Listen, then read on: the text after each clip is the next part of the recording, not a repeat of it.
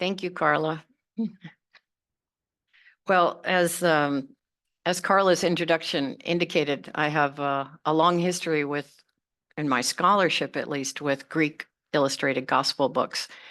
But my teaching and my research actually rarely overlapped, in fact. And that's because I was at Santa Clara, which is, in art history anyway, a strictly undergraduate enterprise.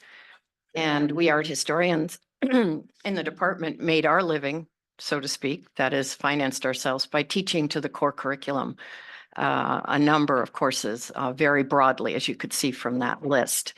So there were few opportunities to actually teach illuminated manuscripts. There were some, but not as many as you would have thought.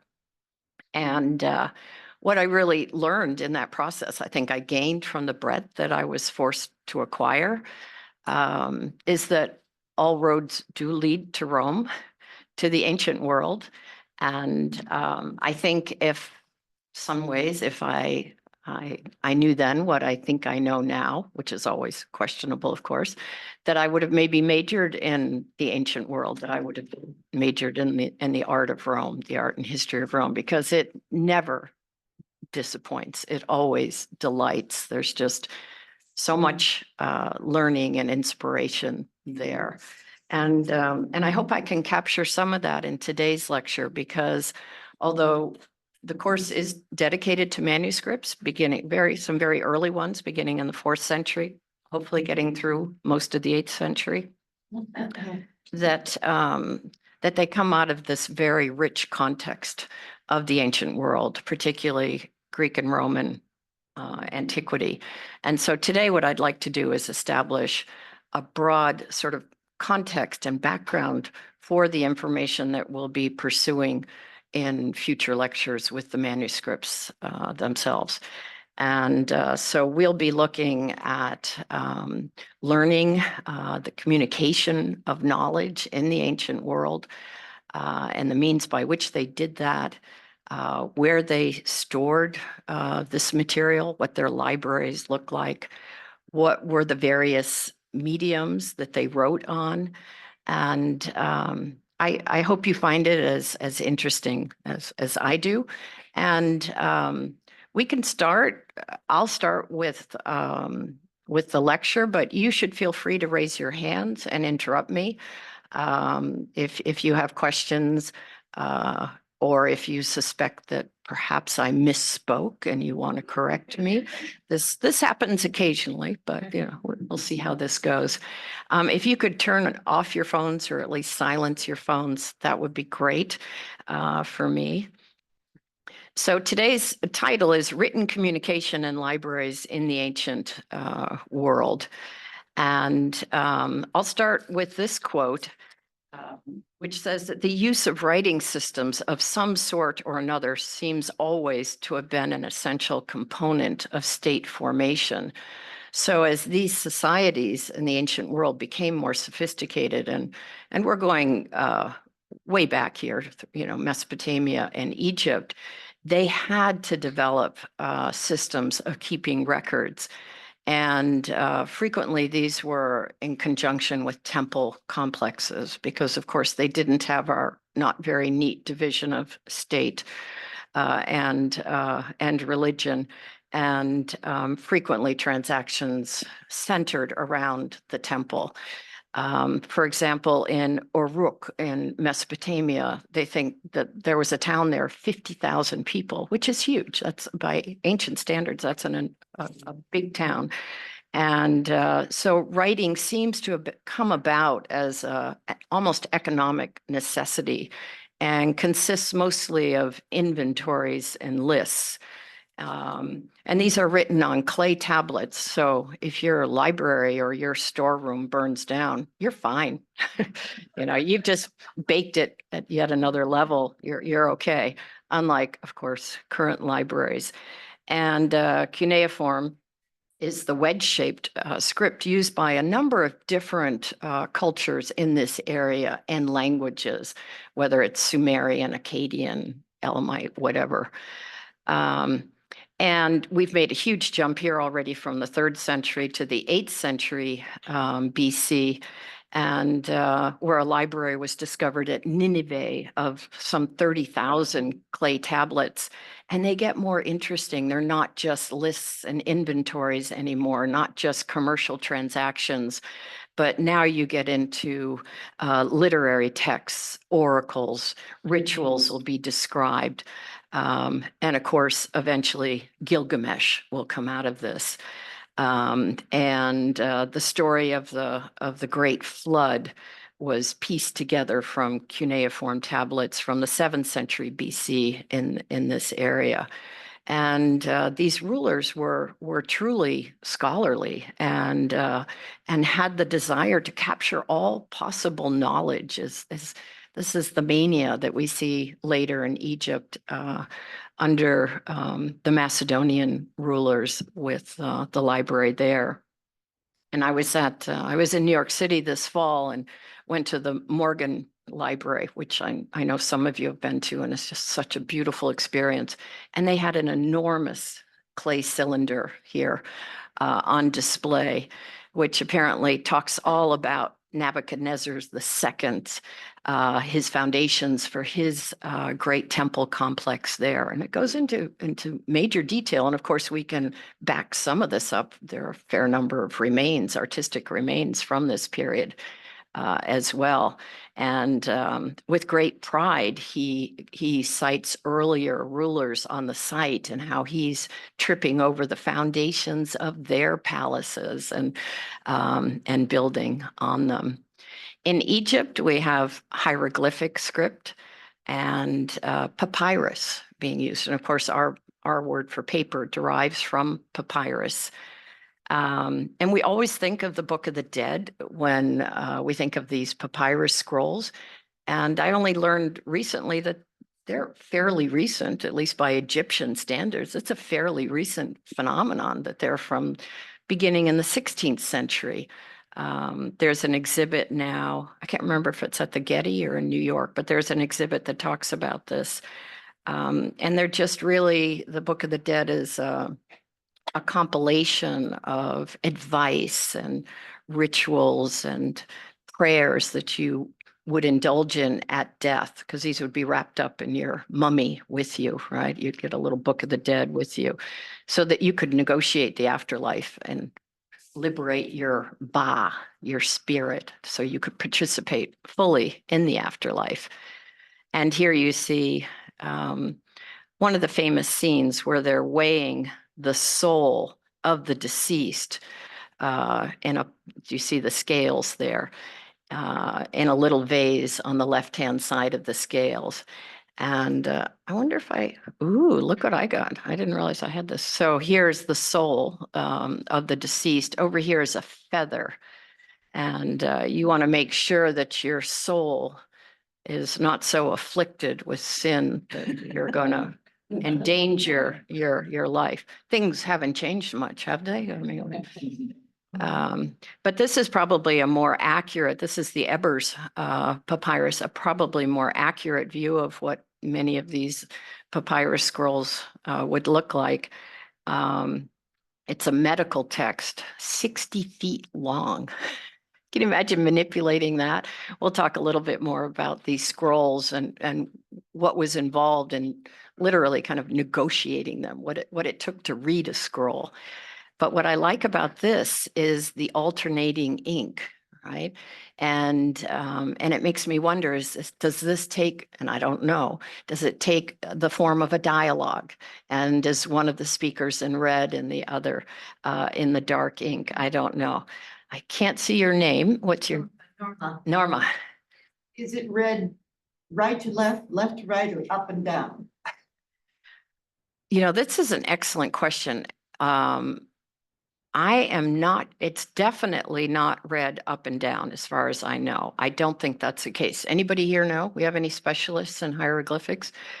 But I don't know if it's right to left or left to right, because this is a huge issue that we're going to encounter in minutes here. I mean, this is, it's a lot of fun. It's very interesting because the texts in Mesopotamia are largely right to left. They're Semitic texts. And certainly Hebrew is, right? I think John is checking this out. I think he's Googling it right now. But the question was, It's not set up for me to read.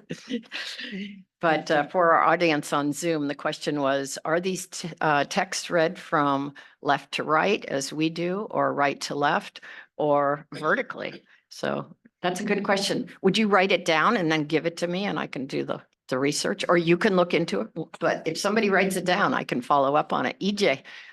Kind of ink is used on the scroll. Well, I don't know about in Egypt, but it can be as simple in the early days. I know in papyrus in Rome, they could be using soot, literally.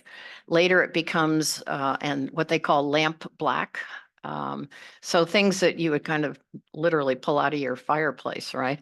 And later on, they'll use things like oak gall and things like that. It'll get a little bit more of a recipe going and a little more permanent. I think early on it was more washable, honestly. It was easier to go. Yes. Has somebody actually read this whole text? Oh, yes, absolutely. Yeah, I think the Ebers papyrus, it's one of the most famous medical manuscripts, and it's remarkably sophisticated, apparently, in the things that it deals with, including mental health issues. The Egyptians took mental health issues very seriously.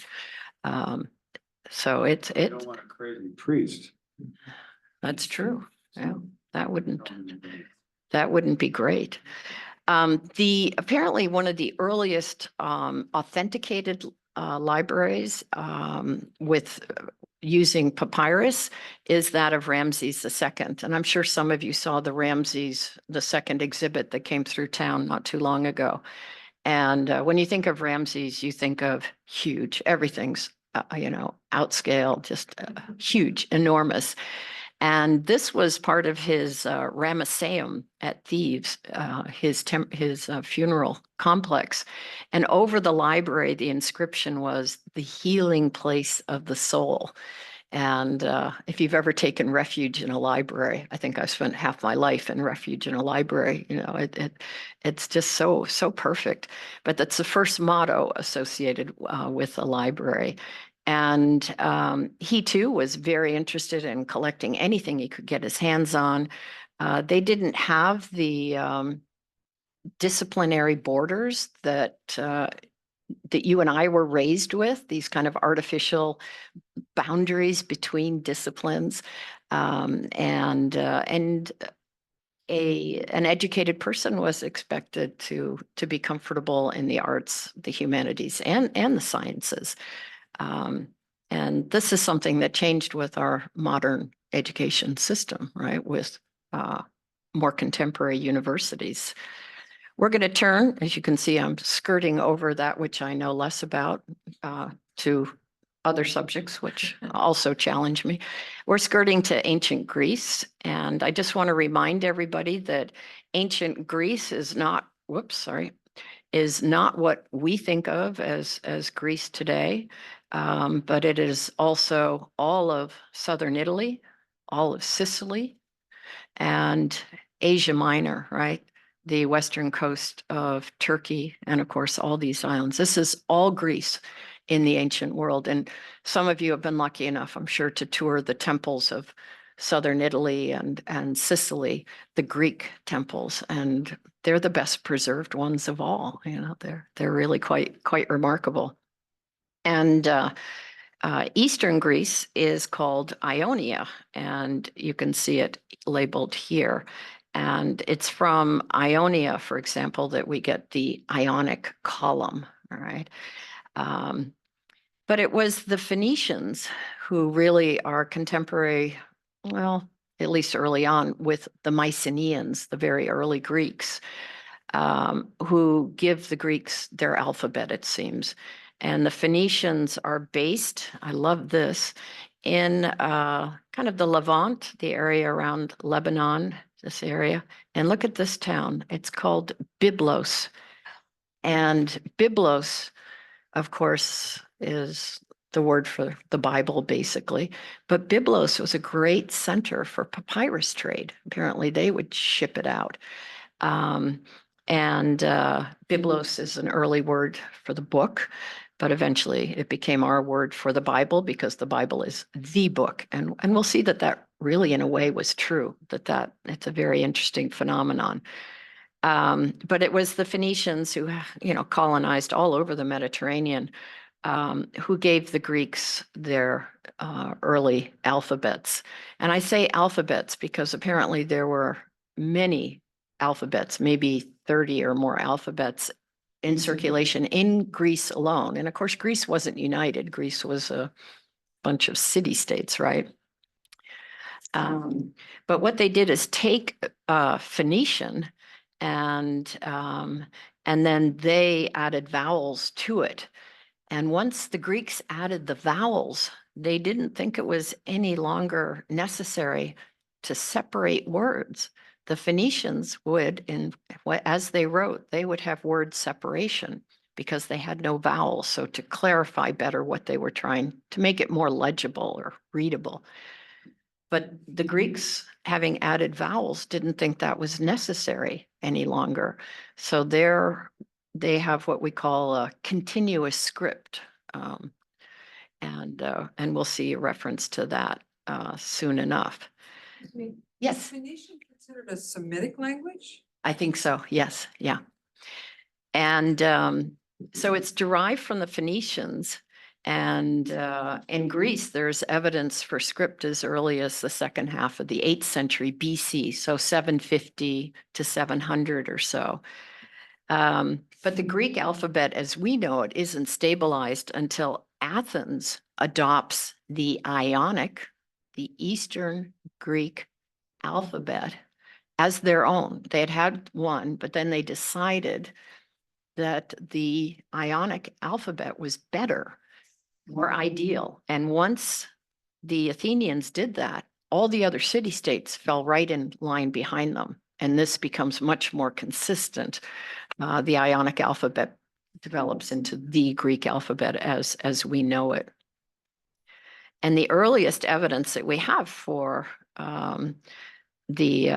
Greek alphabet, it tends to be on vases. Some of you have seen the huge vases. There are some in the Metropolitan Museum that are literally 5 feet tall that come out of this early period, 7th century or so. They were found outside the gates in the cemetery, the Dipylon vases outside the gates of Athens. This is not one of those. This is earlier yet.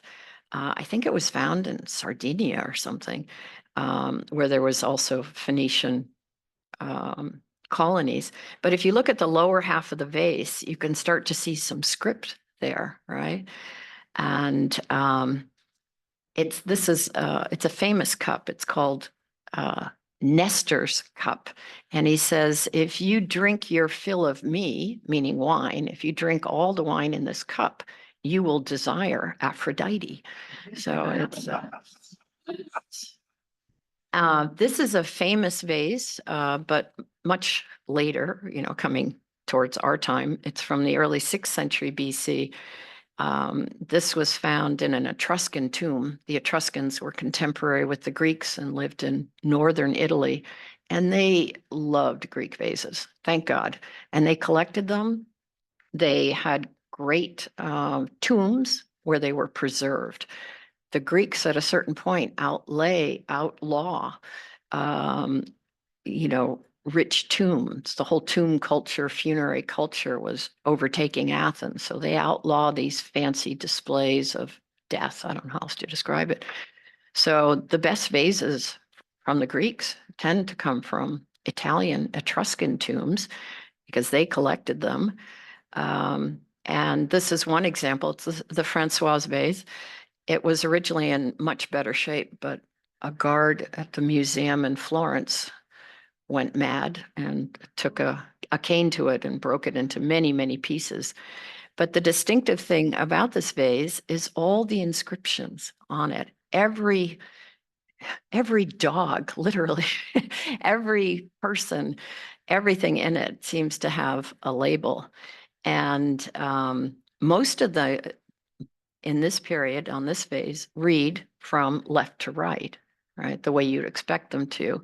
But a few do not. And there's one here, it starts, it's Apulia, and it should have an S on it. It doesn't at the end, but Apulia reads from, in mirror Greek, it's reversed and reads from right to left.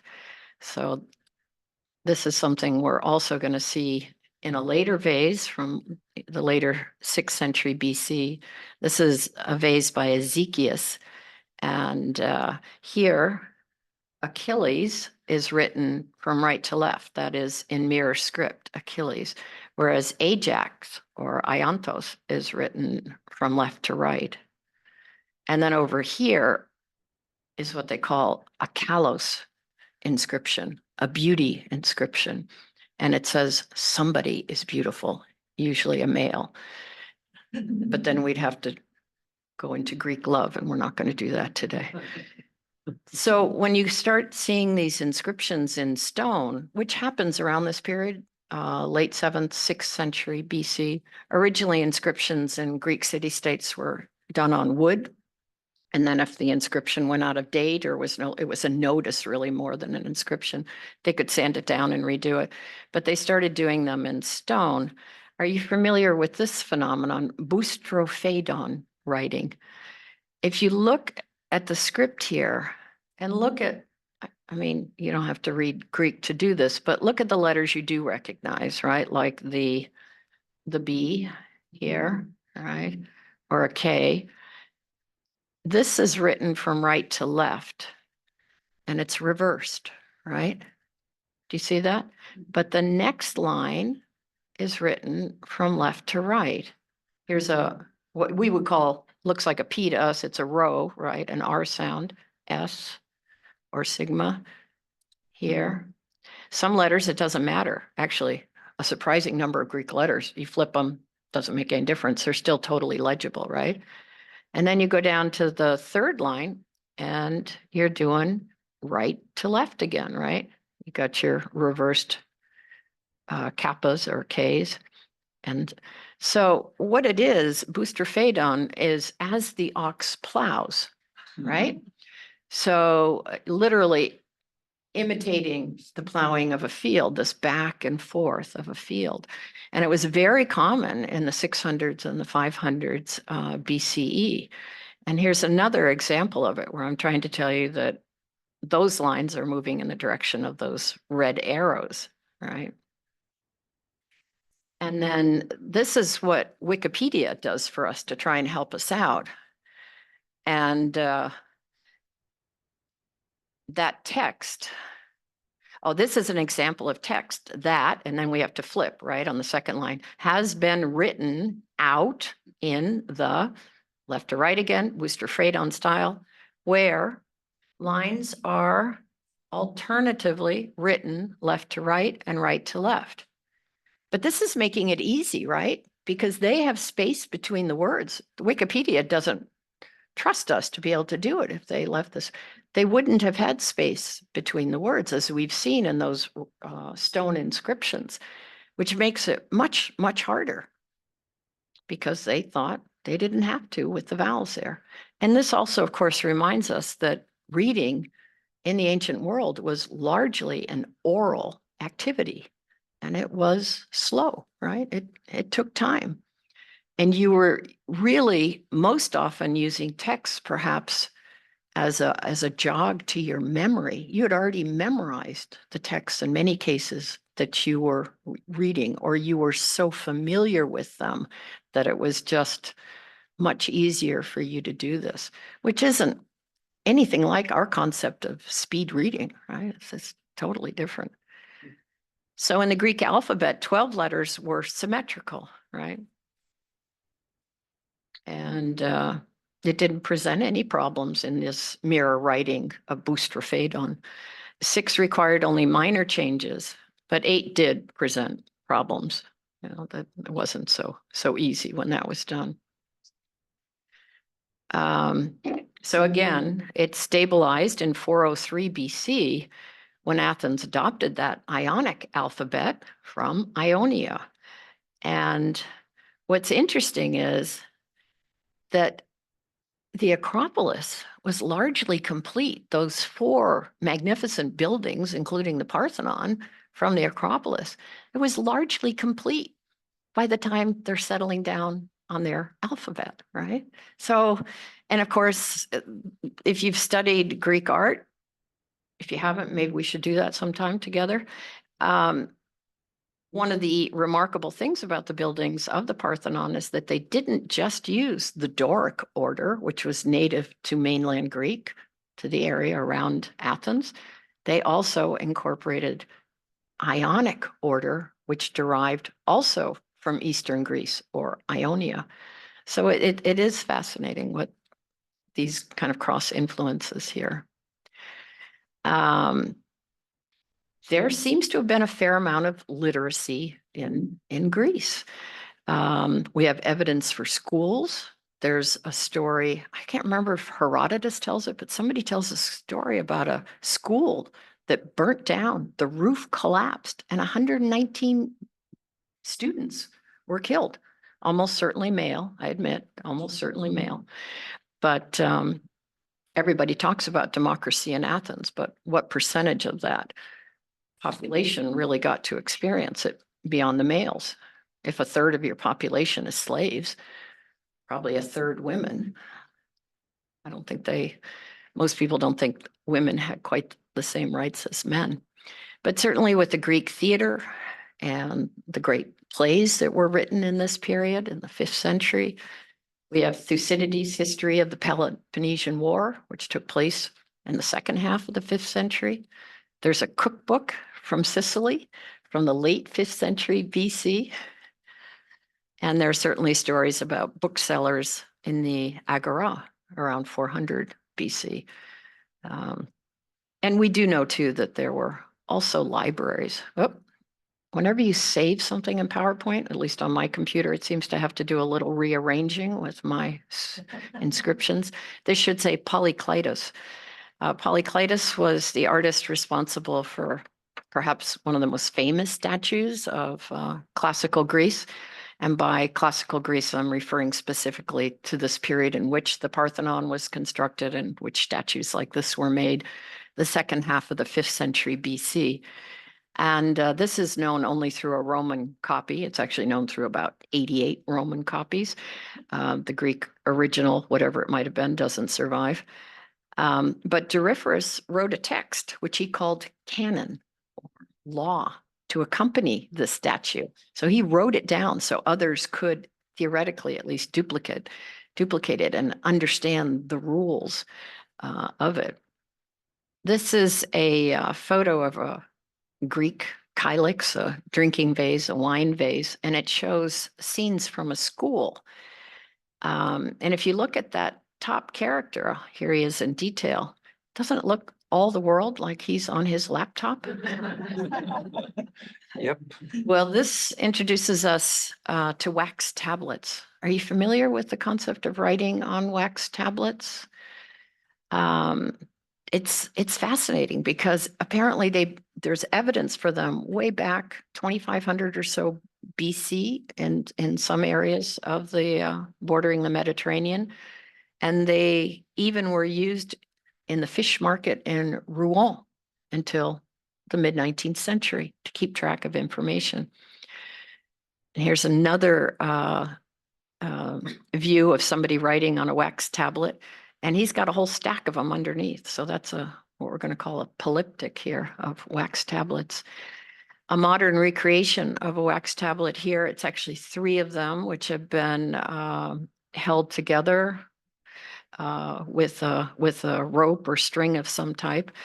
And what they're trying to show us here is that you could actually seal a wax tablet, especially if you had a couple of them, 2 or 3 of them, with rope, and then put your wax insignia on it. And that would then be a legal contract. And they found pretty extensive legal contracts like this out of Pompeii.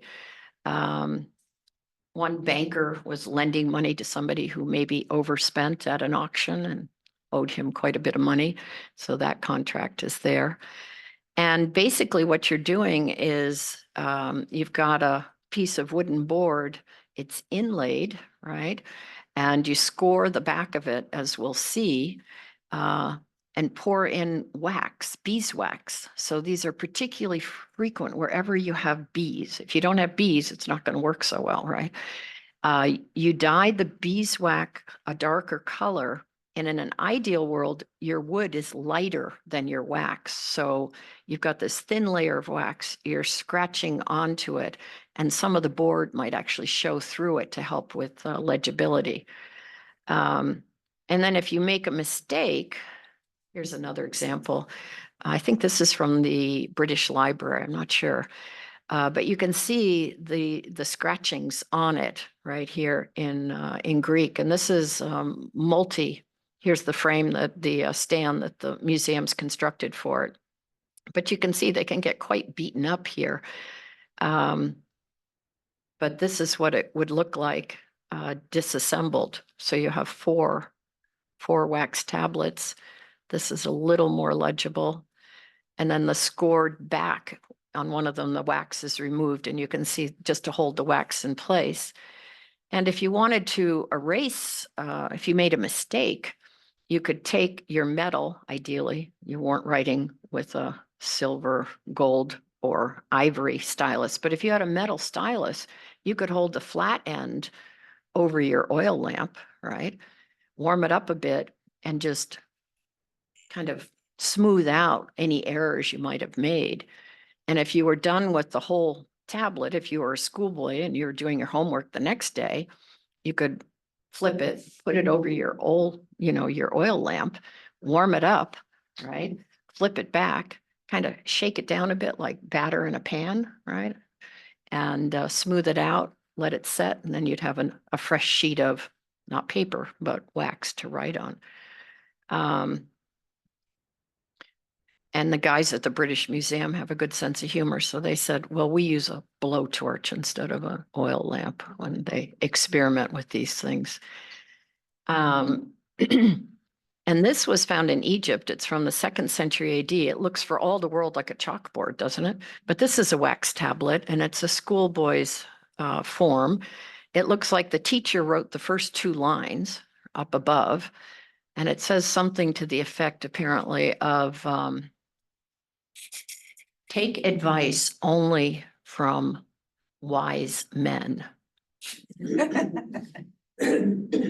And basically, don't believe everything your schoolmates say to you is the next line. Ignore your schoolmates' advice. All right. And then the teacher's written in lines below. We remember that, the dotted paper, right? The dotted lines that we had to practice. Anybody do Palmer method here? Yeah. We had to practice too. And so they take delight in pointing out what troubles the student actually has. Here it's all mashed together, he's gone too far in the opposite direction. But so these school tablets also, or these wax tablets also are surprisingly good over the ages, especially if it's a diptych, right? And they're protected. You would think they'd melt in the heat, but apparently they don't. They're surprisingly well preserved. Here's a multiplication table. And of course, in Greece, your letters, your alphabet are your numbers, right? That's why Arabic numerals were such a huge improvement. And so they're practicing them there. I can't imagine doing this in Roman numerals and things. It's really been a challenge. So in the ancient world, you really often, even if you were, let's say, in Rome and somebody was going to give a speech or a talk, you would go and take notes on your wax tablet. When you got home, you would clean up those notes as you copied them onto your papyrus, right? And that was a longer lived source. And then later, when books came in, particularly parchment books, if your text didn't make that technological transition into the book, it was lost, right? It didn't make it. In the same way today, if texts aren't captured digitally, what are the chances that they're going to survive? It was quite a challenge. And this is one of the early representations that we have of the Gospels. You can see they're actually labeled here. in a bookshelf. Bookshelves back then often had elaborate doors. And this saint, this is from Ravenna, holds a book in his hand. But if they didn't make that transition, they would be lost to us. So the best thing that could happen to a book, it's kind of like today. If it was a homework exercise to read it in the Middle Ages, that would preserve the text, right? Because it would go through these various configurations. We're back to papyrus here. And we actually have papyrus in several places, I think in San Francisco. One is down in Yerba Buena. I was walking into MoMA through that little park a couple of weeks ago, and they have a little papyrus. And some people even have it in their own gardens. It has to have water, right? It's not easy to grow. This is actually, I think, from Siracusa down in Sicily, this example. But apparently in the Nile, it grows 15 feet high. I've never seen it grow like that. I haven't been to Egypt, and papyrus comes from that reed, that long green reed. You remove the outer skin and then cut the pith into these stalks, which can be soaked in water and then rolled out. And every piece of papyrus is actually double, right? You make first the vertical backing for it, at least if you're writing left to right or right to left. And then you can do the horizontal strips, put it in a press, dry it out, and then you have your paper, and you'll even polish it down and whiten it. And papyrus in the ancient world came in different grades with, I think it named after Augustus was the highest grade, finest papyrus. And then the second grade was after Livia, his wife, Liviana. I can't remember what the third one is. Maybe hieratica after that, I'm not sure. But it did come in different grades and qualities. And the average sheet was sort of 10 to 12 inches tall and not usually wider than 12 inches. And then these would have to be glued together. And they would use wheat flour and water and just a couple of drops of vinegar to prevent mold, apparently, from getting in there.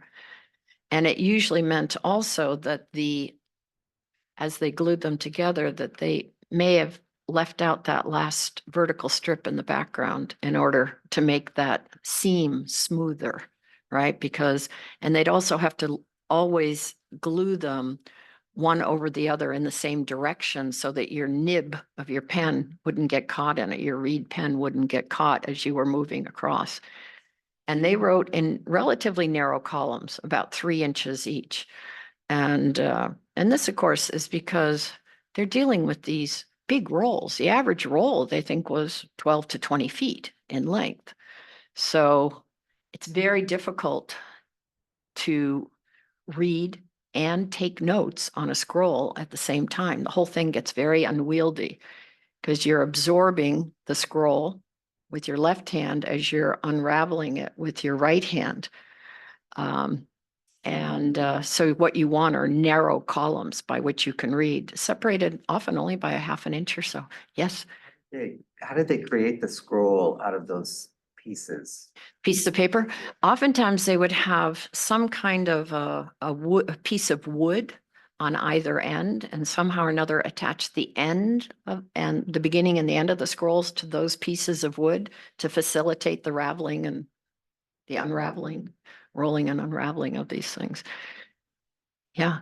Since they leaned more towards memory and memorization, Yes. these were then used to kind of recall so that you could then drop it and then give your memory. Possibly. Yeah. I mean, it's hard to know because John's raising this very interesting question about what was the role of these book rolls, I'm going to call them, because scrolls is not quite the right. We really should be calling them rolls in the ancient world.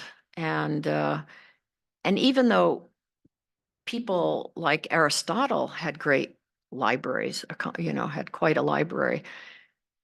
Socrates did not, he did not favor writing. He thought that it was, as we'll see in just a few minutes, that this was going to turn your minds to mush, right? Really.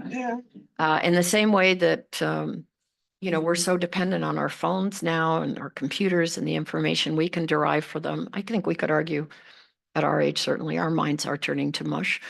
And certainly our kids, God, how much of their productive life is spent on their phones. It's kind of frightening.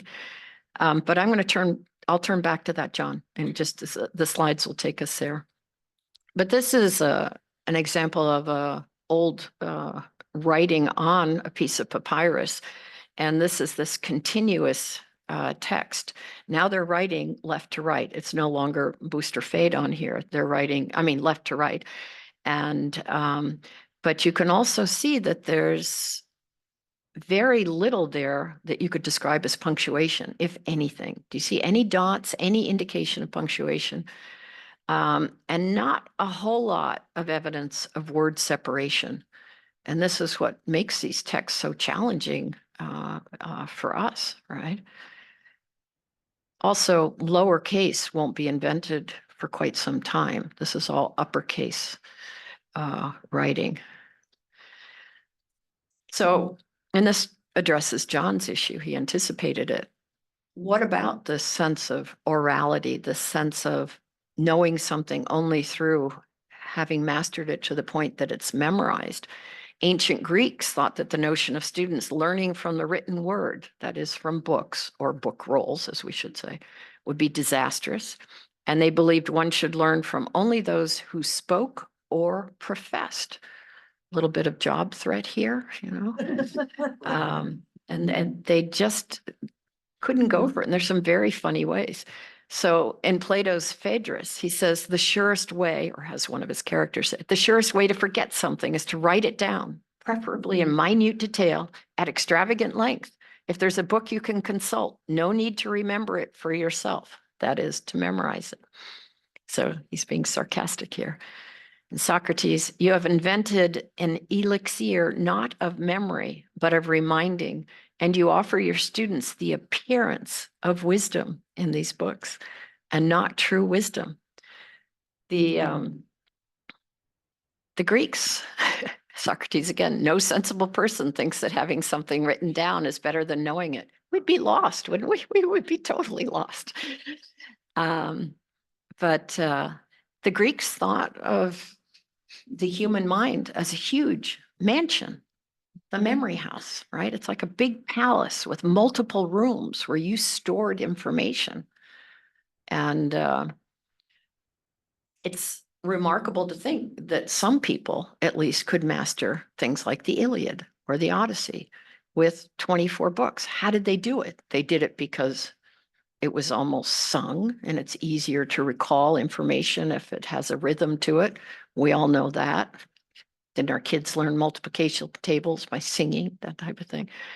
But it is remarkable how little we can memorize by comparison with those of the ancient world. Was anybody ever asked to memorize anything? Did you memorize the Gettysburg Address? Maybe? No? It's not easy. Because if you had psychological tightness and pressure, you couldn't let go to sort of let it absorb you. Mhm. So there weren't relaxation exercises along with the assignments. Yeah. I'll tell you a story from my childhood. I was raised in Wellesley, Mass, a good North Dakota stock, right? They had moved there, and Mrs. Babson, do you know Babson's reports? Mrs. Babson and the Babsons lived there. You've heard of the Babsons College, Babson's Institute. And she was horrified at the extent to which the Bible no longer played a role in children's lives. So she dreamt up this contest by which she would pay children to memorize the Bible. Well, my older brother got wind of this. He memorized 20 verses and came home with $20. And this is like in 62 or something. That was a lot of money. My father looked at that. I said, how did you get that $20 bill? We all had paper routes, but we weren't bringing home $20, that's for sure. And he found out about it, and my father got involved and decided that he would choose Bible verses for us. Well, so many kids were making money on this that she decided, okay, to get into the contest, you have to memorize 20 verses of the Bible. And you have to go to the local nuns. They must have loved this, right? And recite those 20 verses to a nun. And then you can memorize anywhere from 20 to 100 verses, and I'll pay you $1 a verse. That was still a lot of money. So my father's at the typewriter. He's got, 7 kids. 4 of us were able to memorize. He's typing, right, with carbon paper, the whole bit. He's choosing all these verses and we couldn't go out on Saturday mornings unless we'd memorized 10 verses, right? Over 2 or 3 months by the time we had to recite them to the nuns. And then eventually, year after year, the price dropped. 90 cents, 60 cents, 20 cents. When I went to 10 cents, he didn't make us do it anymore. But but that was Mrs. Babson's idea. Do you still problem. recite your verses? No, but I do recognize many of them when I come across them. I thought, I memorized that once. Yeah. And with this, we're turning to libraries. And these are 2 of the sources I've used. I've used a few more than that now. But Aristotle definitely had a personal library, and we'll see that some of that will be hauled off to Rome. Aristotle tutored Alexander the Great, and the Macedonians had a significant library in Macedonia even before they went down to Egypt. The Ptolemies, Cleopatra is the last of them really, are Macedonians, Greeks, right, who will take over the Hellenistic world, at least Egypt. And then there's also another library in Ionia, Pergamon. Those are the ones we'll be looking at. But Alexandria in northern Egypt was the site of the most famous library of the early ancient world, and founded in probably the late 4th century, early 3rd century BC by Ptolemy I, Ptolemy Soter, Ptolemy the Wise. And think of that library as becoming eventually kind of a research institute of sorts. It would attract talent from all over the Mediterranean because of their collection. And all of these Ptolemies were scholars or creative in their own right. And people argue over, did they have 500,000 book rolls the way some people claim they did? Probably not, given how few texts there were in the ancient world, unless they had 1,000 copies of each, But they might have had 40 or 50,000, maybe even more than that. But it was a lot of scrolls, a lot of book rolls there. And then in Pergamon, in Ionia, Eumenes II is also building a great here you can see it here. He's building a great complex in honor of Athena. He's basically in some way copying Athens 200 or so years earlier.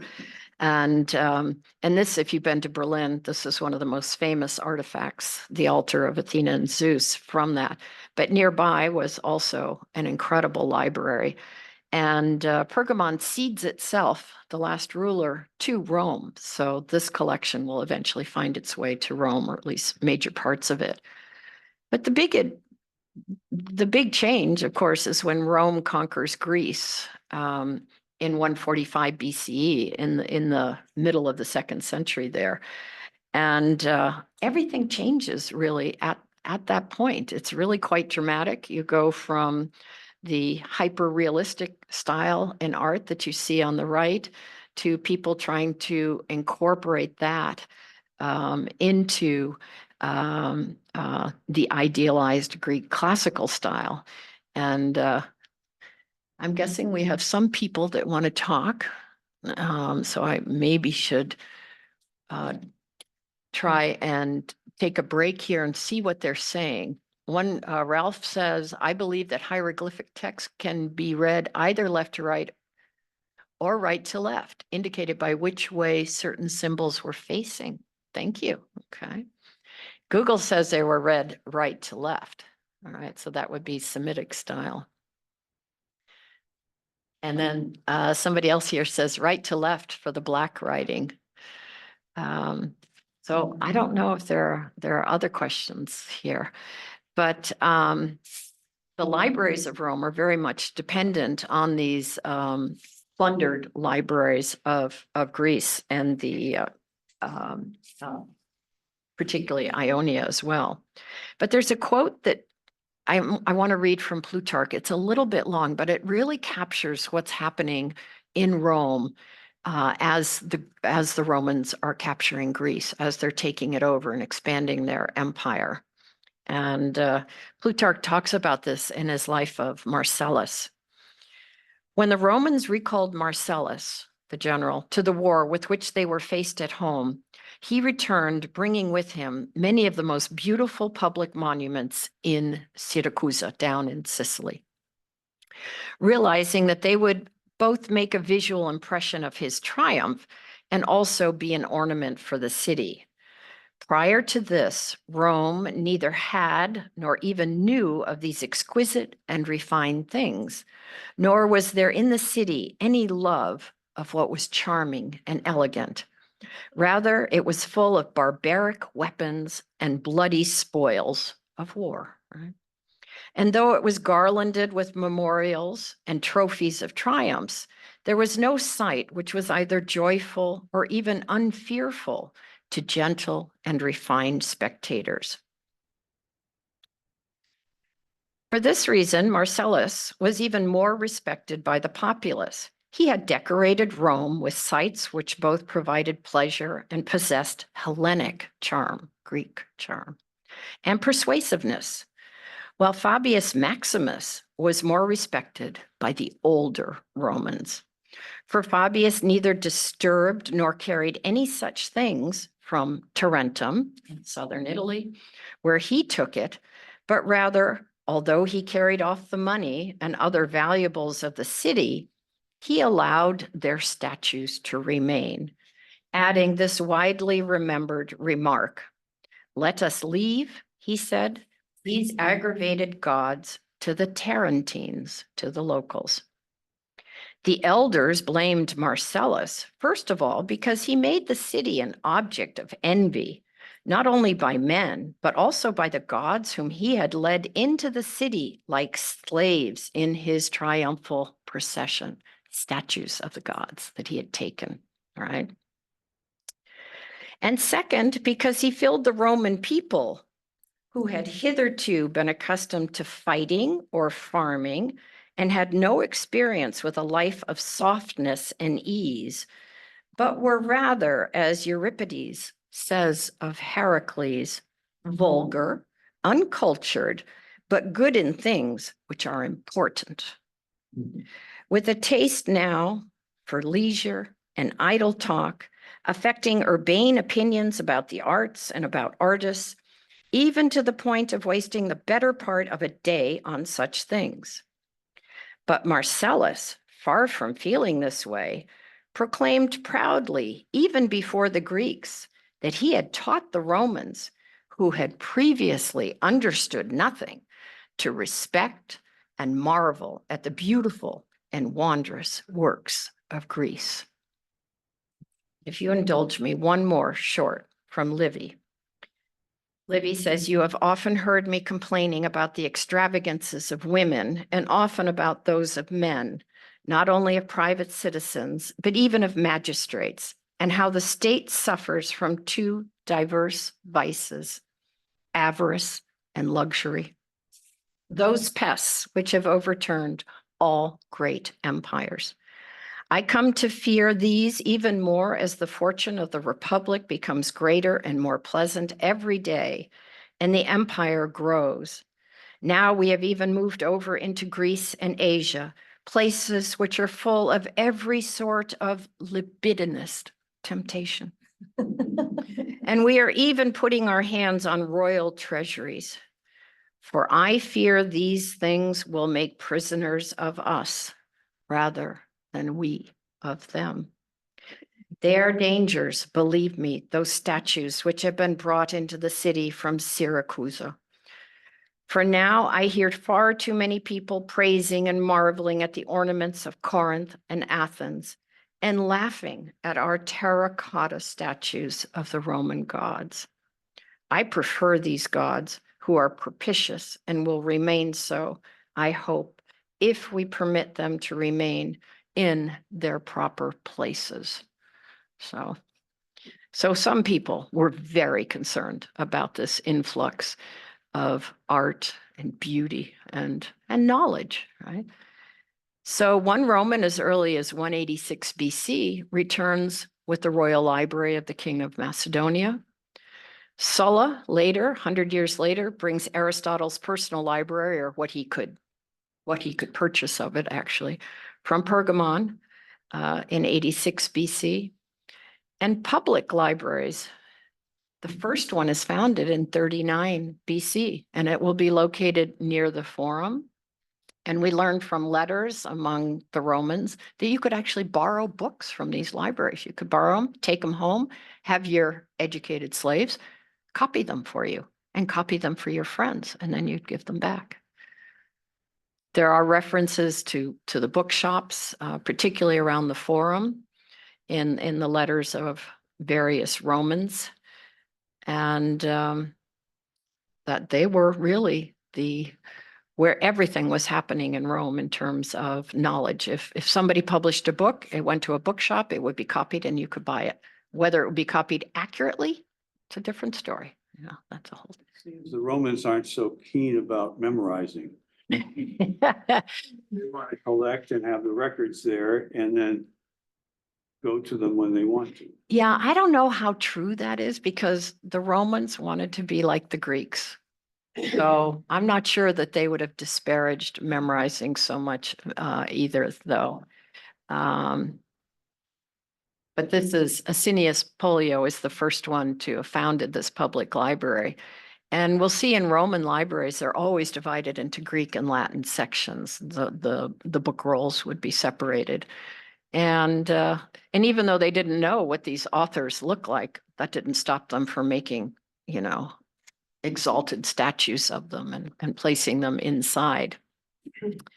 But Pliny says that this library made works of genius the property of the public, that sort of democratic aspect to it.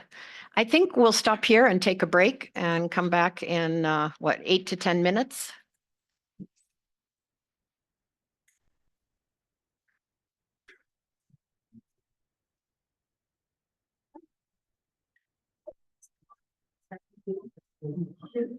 For the poetry group. Oh, Supposed okay. to bring them, you have to have them. Oh, okay, thank you. Okay. There's like a dance festival. Is it too late? What?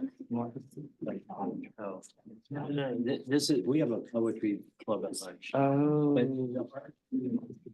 Hello, Norma, how are you? Lady who answered this on our committee, she's. How are you been? Well, let's have this art show. She's gonna be a breeze. It's not a breeze. I'm not sure. It's getting. Sure that what you already lined up. I know, it was her preview that. Well, what we're gonna do. I remember. And Debbie might be online. Talked about having part of it be performance. I think it's gonna be too hard. But if you've got something like bound and published, yeah. I know very little about eliminated names. You could just put dots together and Makes whatever possible. You could be at the table. Oh, yeah, those are all those. competition, the ever energetic, Evers. Breezy.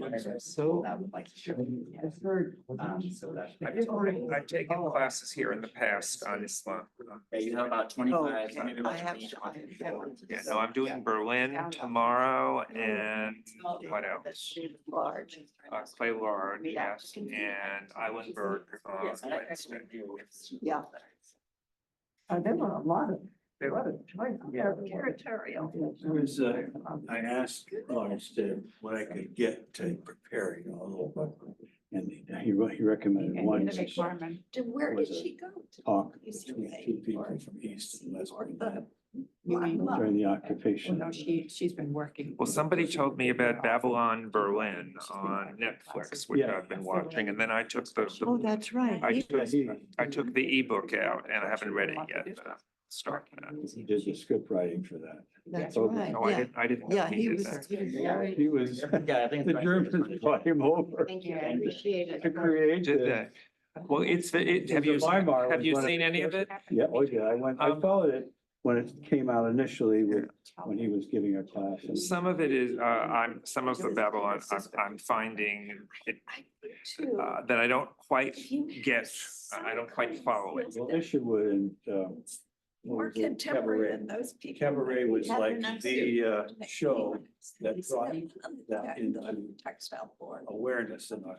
for us. And so Because that we was- watched the curatorial change in the textile department. Anyway, he was cool. I remember we went through that when I took that Well, course. Play Large is, Oh, I've taken yeah. 3 or 4 Oh, classes. yes, he never disappointed me. Force. good Some kinds of change. And he has the experience that he's had, so, you know. Yeah. He talks about, he's very friendly, Interesting. approachable, and he loves to interact with the class when you're. Saying this, you would. Yeah. Yeah. That's good.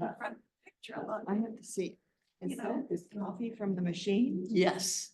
Apparently it's fixed or whatever. Okay. It only speaks in Spanish today. Well, I've already discovered that, actually.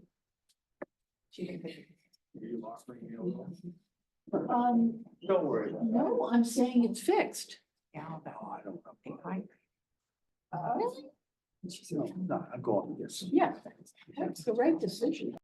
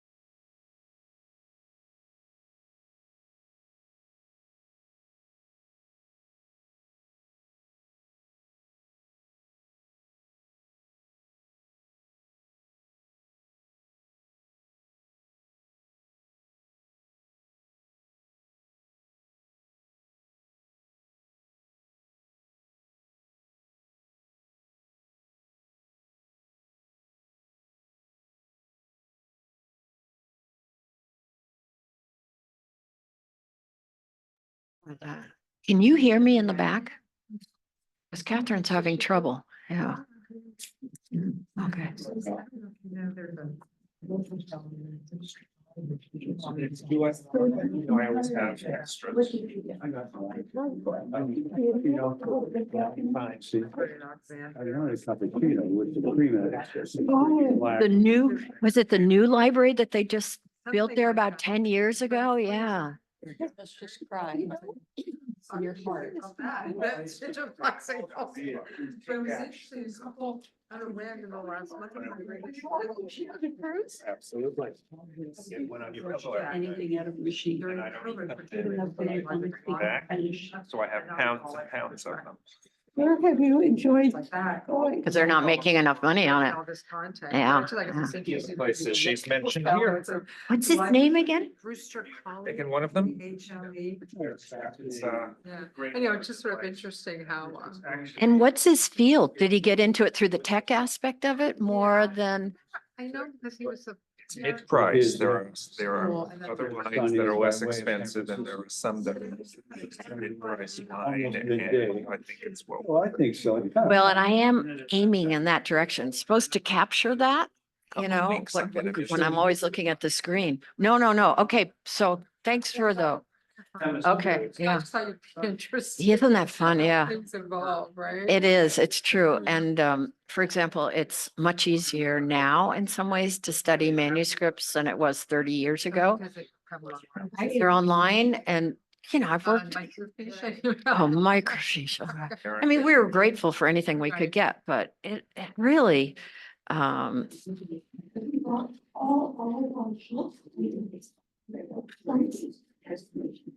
Well, I was just counting by ship. I've been in other places by plane. I mean, you still miss something, obviously, in the way in which something's put together. You can only go around once, so you might as well, seems to me, do what you can do. But in terms of detail. You know, It's I've just never interesting. gone on a It happens to cruise be. ever. Well, think about whether it's something that would appeal to you or not. Some, you know, for some people, it just wouldn't appeal to them. But I think it's great, you know, you have a luxury hotel room Yes. and you don't have to, you don't Scrape have it to. down. Or they write it Your in, bags or every they other write it day, in different, like if you they know, write up this uh, article, they write. Whatever the time of the there's like- cruise is, 2 weeks, 3 weeks, months. yeah. You're in And a that's nice what hotel some- room with good food and you some go books off are when only you want to known every because they day were on a tour. published. Or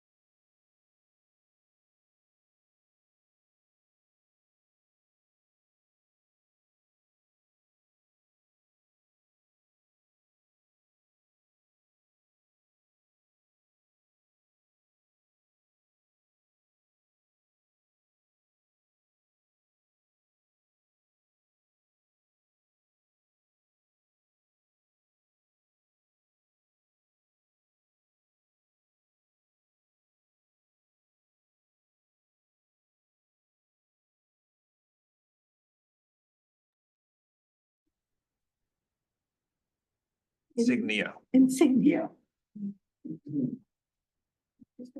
Fills out your whole, I'm doing pretty good. how can you keep the word when she's talking? It just sort of comes. Because most of it, I really don't know. You know, I look at the first time and I have no idea. Right, right. And as I'm sitting there, oh, that's what it must be. That's, yeah, you know, you're taking it in a very positive manner because. Oh, and here, I used to live right across the street. Oh, that's what is that? Oh, you're talking about the Lincoln Way. right? Yeah. Yeah. That's the one that I did. I'm She's thinking gonna of- start. Are we up and running? Okay, great. Okay, good. Are we ready to go? Does anybody have any pressing question they want to ask before I start up again? Okay, and everybody can hear, right, in the back? Good. Great. All right, we're heading down to the Bay of Naples. Thank you, Getty Images. Vesuvius in the background there, and we're headed to Pompeii and especially to Herculaneum, where there's some wonderful artifacts that recall literacy in ancient Rome. And this is the so-called Sappho portrait because she's so beautiful. We, of course, don't really have any idea who it is. But here she's shown with holding 4 wax tablets in her hand, and she kind of presses the stylus to her mouth, holding it in her fingers. And this is a word, codex, C-O-D-E-X, that we'll be talking about later on and be used throughout the rest of the course. But codex is the word for the early book form.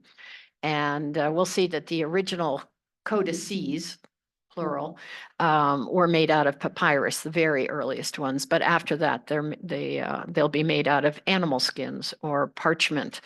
But here you can see she holds in her hand her wax tablets, which are fairly discreet in size, right? She can easily clasp them in her left hand here. But this is a fresco from Pompeii. Here's a couple from Pompeii, and she's holding what has been described as a triptych. I'm not sure if that's accurate, if there are actually 3 panels there or 4. It looks like 3, but they're wax tablets in her hand, right? And it looks like the outer ones kind of protect that inner surface. I don't know what's actually behind it, if it's 2 pieces or 1. And a stylus again in her hand and pressed to her lips. Whereas her husband holds a book roll, presumably made out of papyrus, but it has a leather tag on it, giving you, which would be helpful in your library if you had these leather tags so you could figure out what the hell was in your book scroll. That can be quite confusing, especially we'll see if somebody leaves it, if they don't refurl it, if they don't roll it correctly, right? And this is from a tombstone, presumably of a scribe, and he's proudly holding, a whole group of these wax tablets. So we'll just stop counting and call it a polyptych, but clearly he's writing. It's estimated that about 15% of the upper class, 15% of Romans, I should say, could read, and of course, a much higher percentage of the upper class, including women. There are male writers who will brag about their wives or their daughters and their ability to read and write, their brilliance. I hope some of you have gotten here. This is one of my favorite museums in the country. This is the original Getty Museum down in Malibu. Have any of you made it there? Some of you have. Oh, it's one of my favorite places. This, of course, was inspired by the plan, as we know it, of the Villa Papyri, the Villa of Papyruses, as they call it, in Herculaneum, which is just adjacent to Pompeii. And there was a private library in the original Villa Papyri adjacent to the colonnade that contained 800 book rolls. And most of those were in Greek. You can see I'm quite hooked on this whole notion. I don't know how accurate this is, but the book rolls of papyrus that survive from the Villa Papyri came from a very small room, actually. I think it wasn't a huge library. And the original excavators didn't know what to make of these gnarled up bits of carbon, which of course had been seared very badly in the flow of Mount Vesuvius in 79 AD, right?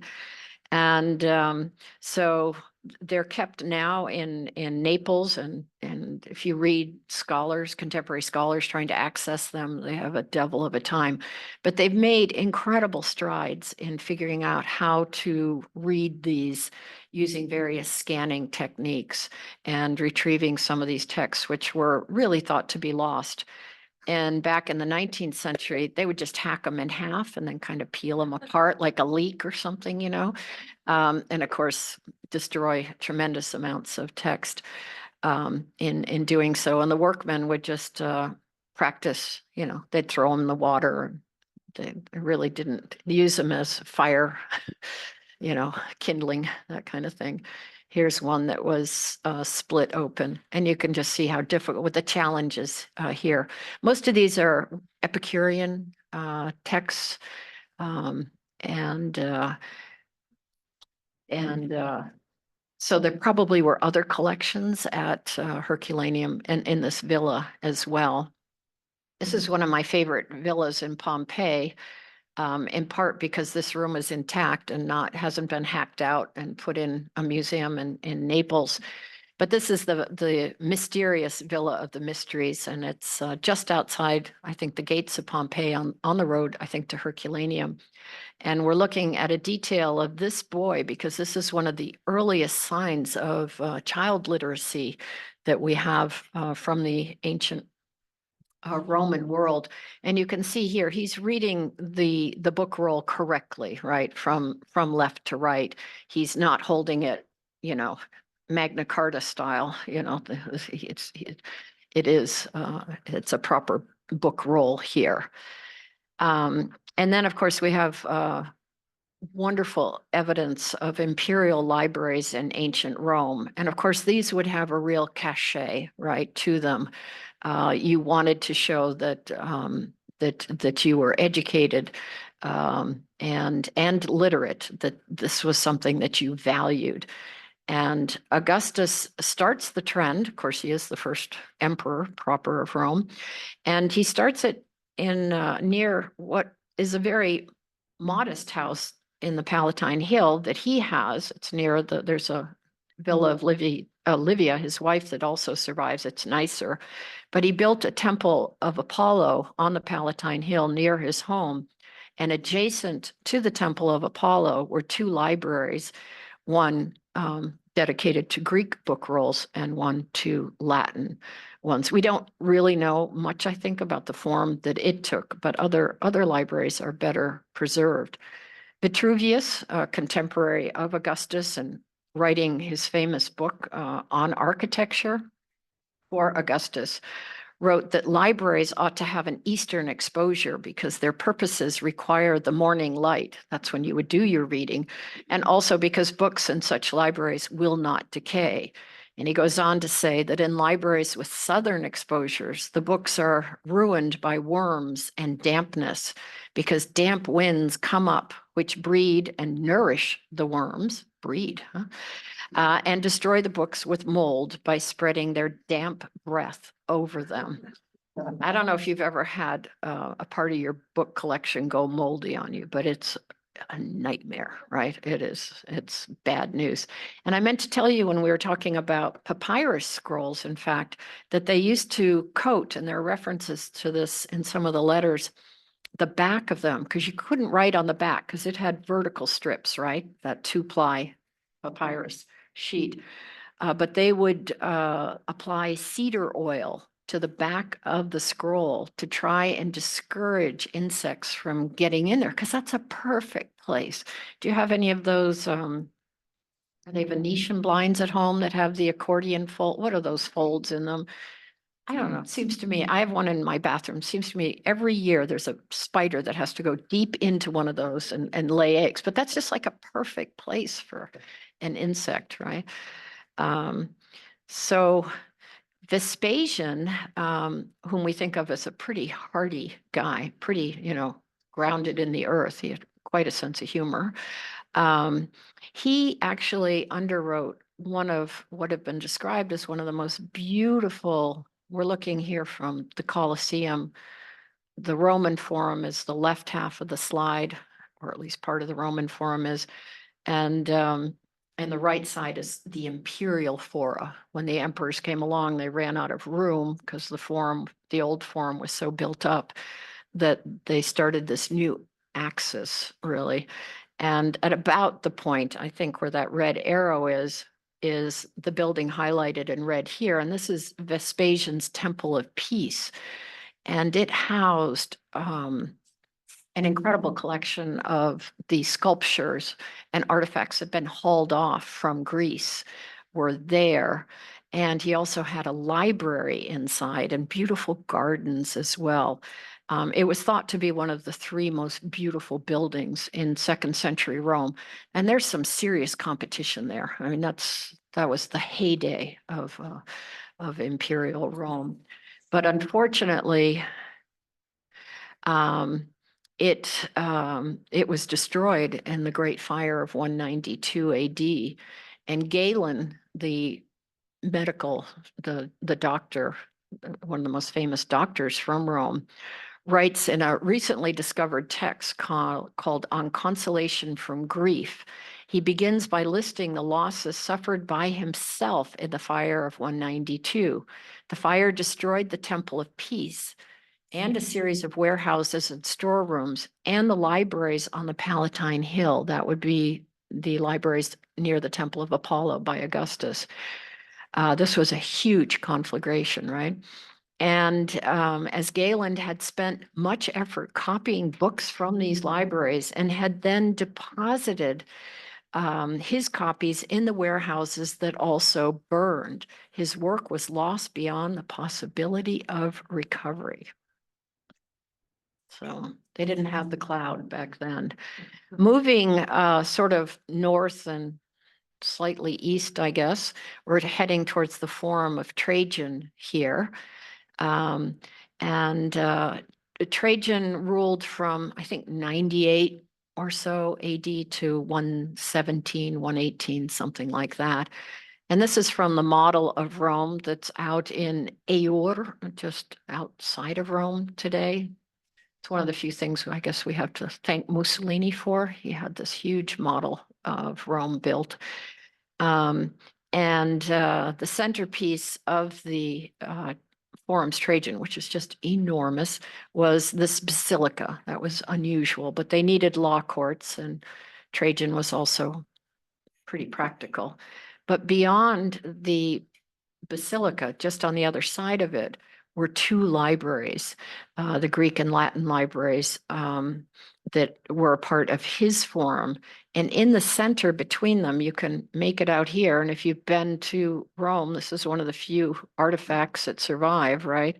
Is the column of Trajan, which survives in pretty magnificent condition, comparatively speaking. But the Greek and Latin libraries, the Latin one in particular, I think survives in the best shape. It's on the east side. And here they are reconstructed on a website and seen through the Basilica Olpia, which was this incredible location. And they've been reconstructed by archaeologists. They had a lot of information here. And here you can really see the beauty of a Roman library.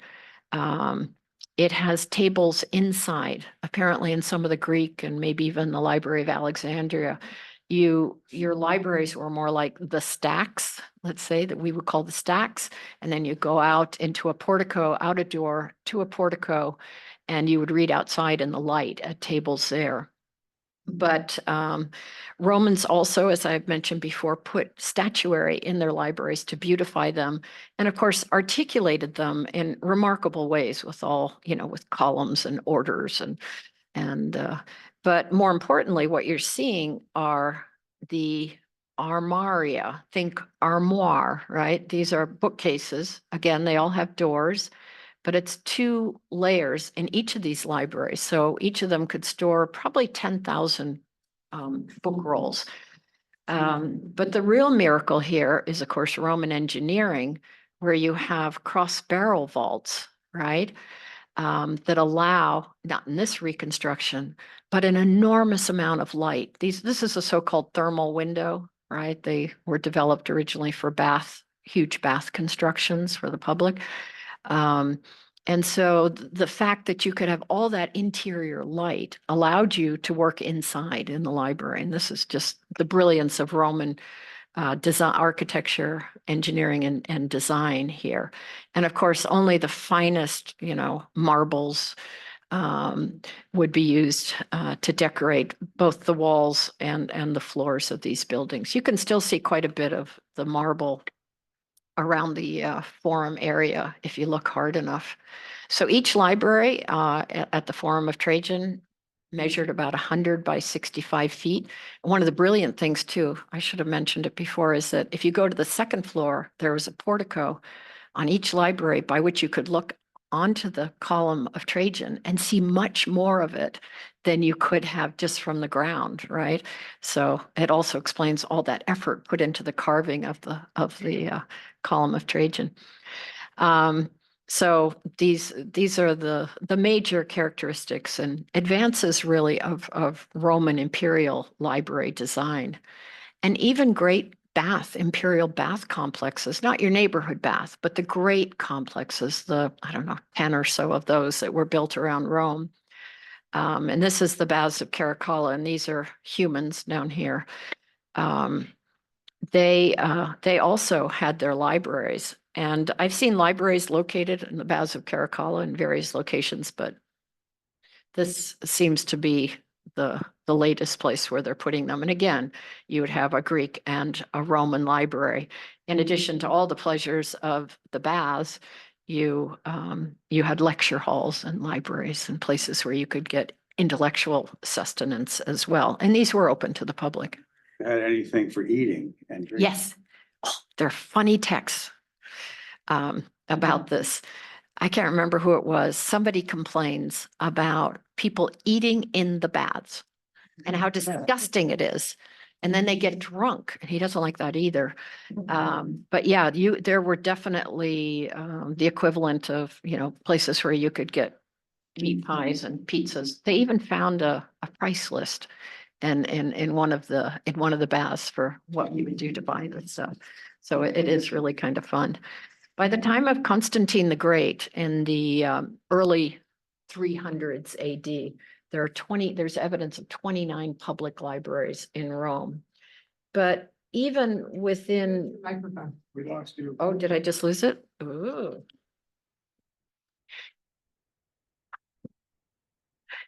Is this better? Yeah. Even, It's good. try that. How's that? Okay. Have to go back. Maybe I can pick up my train of thought here. What was I saying? Anybody remember? Even. Under Constantine, there were 20. Oh, I know. Within Constantine founds Constantinople, right, in around 324 or so.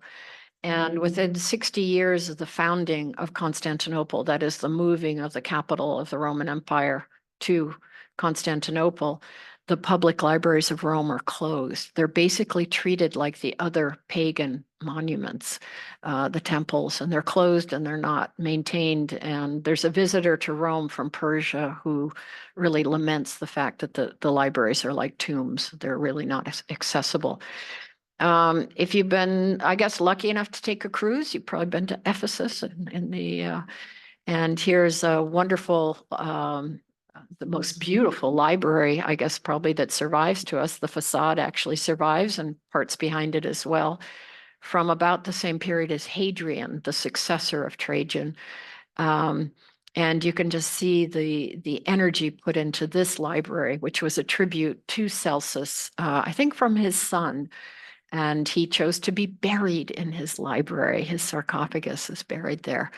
But I love this because you can actually get some idea of what external Roman architecture looked like. If you've been in the Pantheon, you have a good idea of how beautiful an imperial interior could be.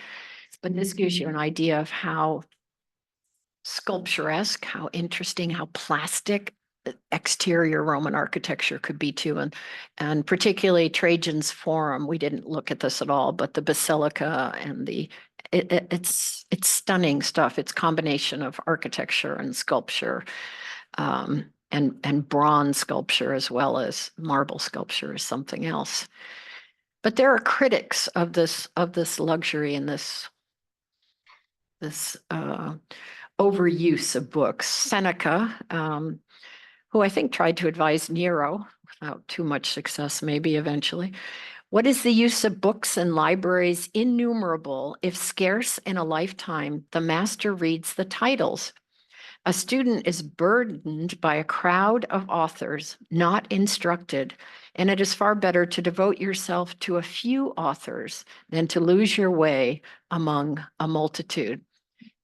Have you ever, do you know, anybody who has a mania for books? And I know people have had to reconstruct the foundations of their houses to accommodate their book collections. And you just can't help but wonder, how many can you actually read? You know, he continues, 40,000 books were burnt at Alexandria. I leave others to praise the splendid monument of royal opulence, as for example, Livy, who regards it as a noble work of royal taste and royal thoughtfulness. It was not taste. It was not thoughtfulness. It was learned extravagance. Nay, not even learned, for they had bought their books for the sake of show, not for the sake of learning. Just as with many who are ignorant even of the lowest branches of learning, books are not instruments of study, but ornaments of the dining room. Procure then as many books as will suffice for use, but not a single one for show. Excess in all directions is bad. Why should you excuse a man who wishes to possess book presses, that would be bookcases, inlaid with arbor vitae, wood, or ivory, who gathers together masses of authors, either unknown or discredited, who yawns among his thousands of books and derives his chief delight from their edges and their titles? He can't stop himself, and I can't stop myself. You will find then in the libraries of the most errant idlers all that orators or historians have written.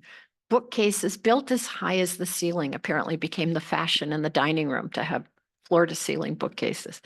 Nowadays, a library takes rank with a bathroom as a necessary ornament of a house, because of course, bathrooms were relatively late additions into Roman houses. I could forgive such ideas if they were due to extravagant desire for learning. As it is, these productions of men whose genius we revere, paid for at a high price with their portraits arranged above them, are got together to adorn and beautify a wall.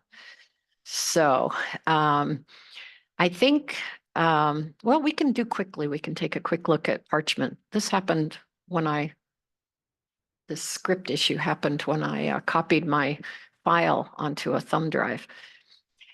Herodotus, writing in the 5th century BC, says that the Ionians once called papyrus scrolls skins because at one time, long ago, when papyrus was scarce, the skins of sheep and goats had been used instead.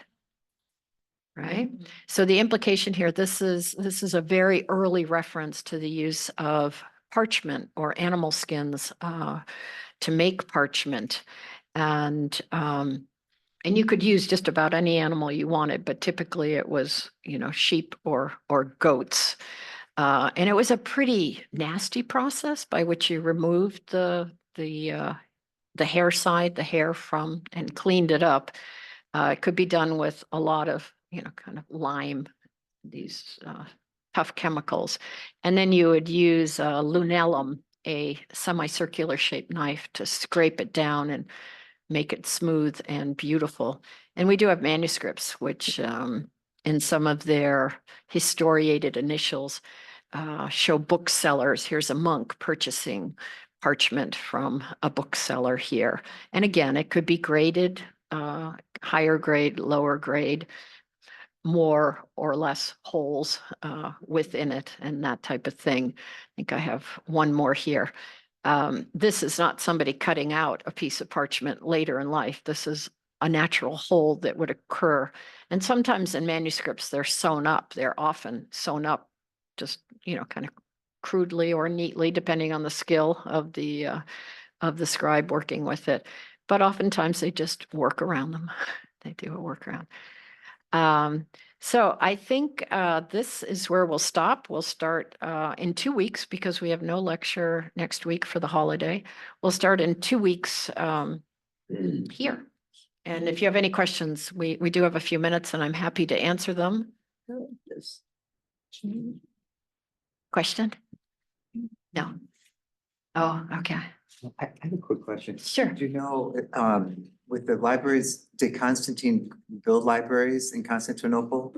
You know, I don't personally know of any example of where he built a library. What I do know, and what's in next or the next lecture is he definitely commissioned, we have evidence for 50 Bibles and that he wanted to distribute around the empire.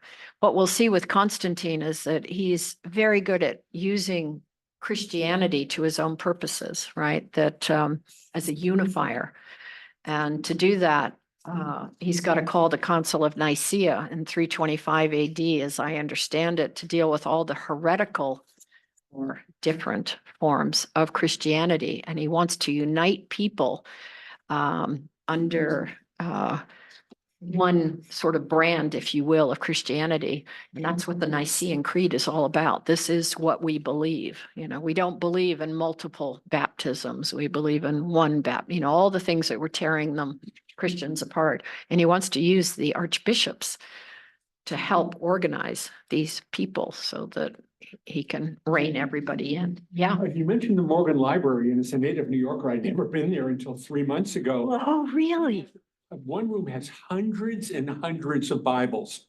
Is that right? Almost like the first century.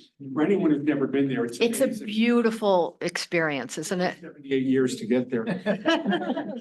And it's cheap. And they have good coffee. And they do have a nice little coffee, a nice little shop there. EJ. And restaurant. Yes, thank you. Madison Avenue. If you were a middle-class person, particularly an adult, you wanted to learn to read, would you hire a tutor to work with you if you had the resources?